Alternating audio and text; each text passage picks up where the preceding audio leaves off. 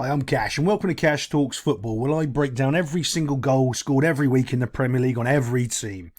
I use my plus over 20 years coaching experience to break things down for you, so you can either take some insight into maybe becoming a better coach or a better player, or maybe you just want to talk down the pub like you actually know what you're talking about instead of most of the Muppets do on TV.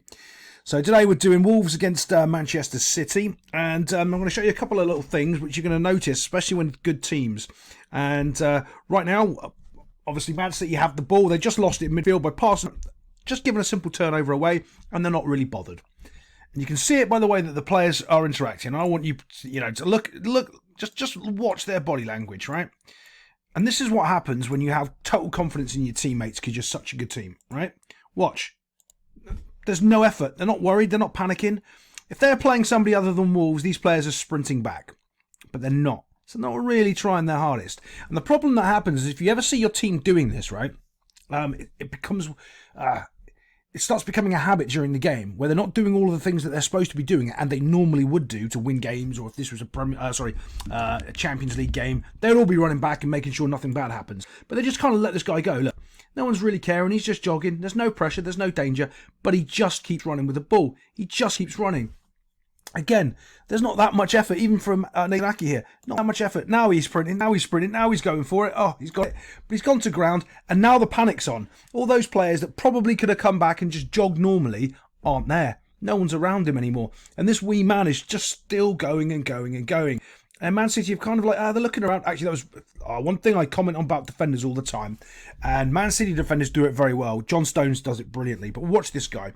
You can tell he's actually coached. Because most of the players in the Premier League, they're not coached properly. No matter what you think, they are not coached properly. And this is a classic example. Why? Because you can see someone on the Man City team doing something correct, and you very rarely see it, if ever, on any other team. He's looking at the player, then he's going to look at the ball, then he's going to look at the player, then he's going to look at the ball. Do you see that? Do you see his head movement? Watch. Then he looks at the ball to see what's going on. Most players in the Premier League do not look at the ball and the player. Their brain is broken. They just focus on the ball.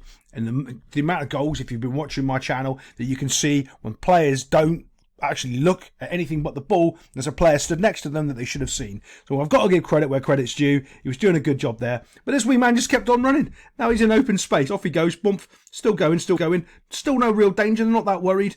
They're thinking about the cutback. They know they've got their ankles blocked. But somehow they score an own goal. Just pure determination from Wolves. You've got to give them credit. But you can see what I'm talking about of how many Wolves players are in the box right there compared to the Man City players. And normally there'd be at least one or two extra Man City players there working their hardest to get back, but they just didn't. Let's get on to the next goal and see what we can see. Okay, so let's just look at this, because this is a quality free kick. But let's just go over what the purpose of the wall is. The purpose of the wall is to defend a certain area, and that's the area that it's looking to defend. That gives your goalkeeper to defend another area over here. Okay, that's the point of what you're trying to do, because it's very hard for him to get the ball up into that area there because the wall is in the way. Unfortunately, if you just watch that little line there, you'll notice that the wall would need an extra person for that to happen. It's one of the reasons why I talk about having players on the post all the time. It's kind of the same principle. One's guarding the post, the keeper can go and do the other thing. So if he's got the back post, the keeper can come on, run forward and win the corner kick or, whatever. But this wall's not big enough, I can tell you that right now. Watch this.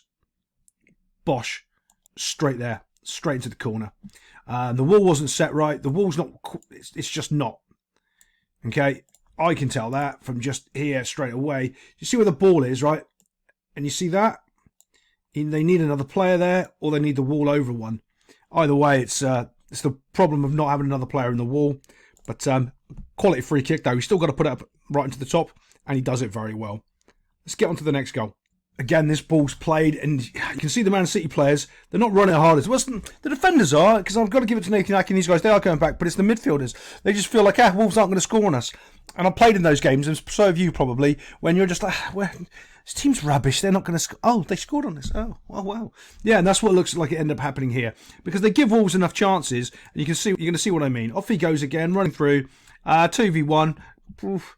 They should have got a little bit closer, to be honest, I think. It could have pressured him a little bit harder here. Can you see how big the gap is there? That separation? You'd want him closer than that. He's trying to front him up, and he can't because he's not close enough. Gives him time to get the ball across. Takes a little bit of a bounce.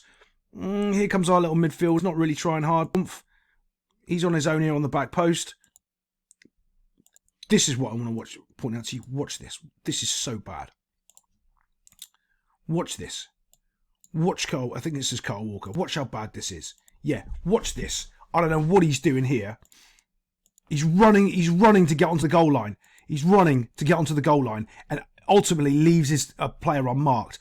Why are you running onto the goal line? From where this guy is shooting, look at where he's shooting from. He's got to go through 1, the goalkeeper, 2, 3 players. Why are you running here onto the goal line? Like it's insane, but he does it anyway. Look, panicking. He's completely panicking and lost the plot. You can tell it. Like, this is Carl Walker. He's experienced, but he's panicking. I think it's Carl Walker. I'm a 2. I think it's Carl Walker. Dumpf passed into the goal. Absolutely pathetic.